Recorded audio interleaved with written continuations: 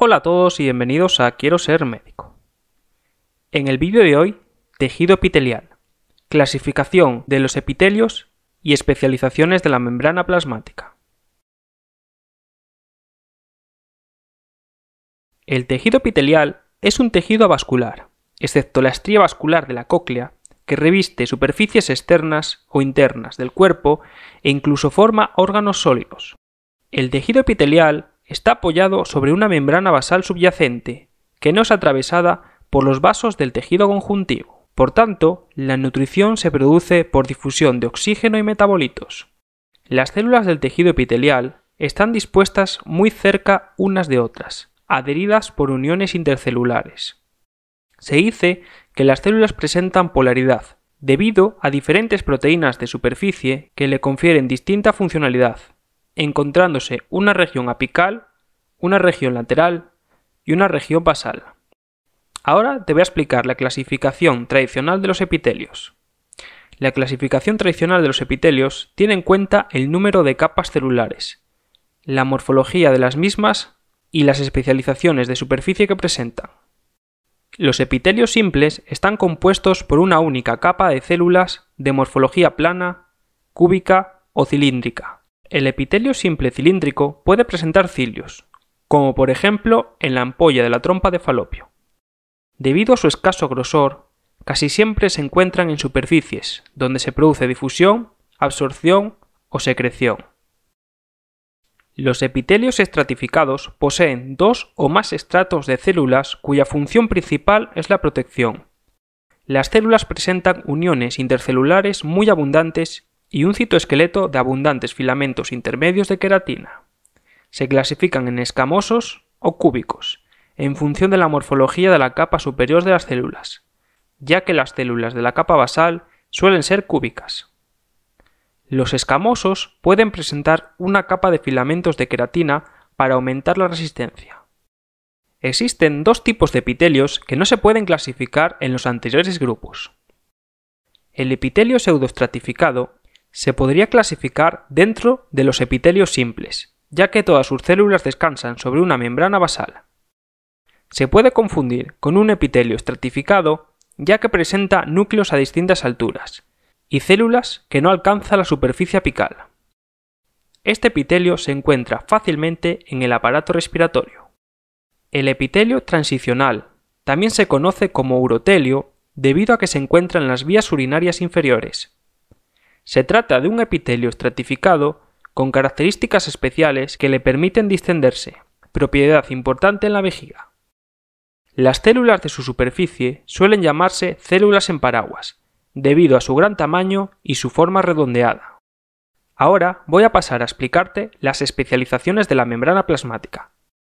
Sin embargo, no voy a entrar en detalles sobre las proteínas que las forman, ya que eso es temario de biología humana. Las células se encuentran asociadas entre sí o con la matriz extracelular. Si no se pudieran adherir al sustrato o a otras células vecinas, terminarían muriendo. Por ello, las células presentan diferentes especializaciones a nivel apical, como las microvellosidades, cilios y estereocilios, y a nivel basolateral, como las interdigitaciones, pliegues basales y lámina basal. Las microvellosidades son finas prolongaciones citoplasmáticas digitiformes y muy numerosas en la superficie apical de algunas células. Se pueden encontrar células con microvellosidades en el epitelio intestinal y en los túbulos contorneados del riñón. Su eje contiene entre 30 y 40 filamentos de actina paralelos que penetran al interior de la célula, donde se cruzan con los filamentos de actina de la zónula adherens. Este entrecruzamiento se denominó velo terminal. En la imagen de la izquierda se pueden ver células con microvellosidades. Además, la imagen muestra un complejo de unión apical compuesto por zónula cludens, zónula adherens y desmosoma. La imagen de la derecha muestra microvellosidades cortadas transversalmente. En el centro de las microvellosidades se identifican los filamentos de actina, mientras que en el exterior se puede intuir el glucocálix. Similares a las microvellosidades son los estereocilios del epidídimo. Inicialmente se pensó que eran cilios inmóviles, pero con el microscopio electrónico se pudo comprobar que eran microvellosidades más largas y delgadas que las del intestino y el riñón. Similares, pero estrechándose hacia la base, son los pelos sensoriales del utrículo y el sáculo del oído, cuya función no es transporte, sino la transformación del estímulo mecánico en un impulso nervioso. Los estereocilios poseen también un eje de filamentos de actina, pero a diferencia de las microvellosidades, estos se ramifican. En la imagen a microscopio electrónico se puede observar cómo se ramifican. Los cilios son proyecciones celulares situadas en la superficie libre de las células. Están formados por un eje de 9 dobletes de microtúbulos periféricos que rodean a dos centrales. Solamente decir que a microscopio electrónico, como se puede ver en esta imagen, el microtúbulo A es completo, mientras que el microtúbulo B no.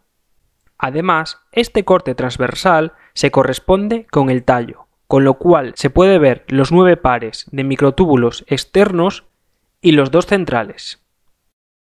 Son numerosos los epitelios cuyas células presentan repliegues de la membrana plasmática en una o varias caras. Cuando dichos repliegues se establecen en las caras de contacto con las células adyacentes, dan lugar a interdigitaciones. La función de los pliegues o interdigitaciones difiere según el epitelio, pero las funciones principales son aumentar la superficie de contacto entre las células, reforzando así su adherencia, proporcionar una reserva de membrana que facilite cambios rápidos en la forma celular, y aumentar la superficie y la velocidad de intercambio de moléculas.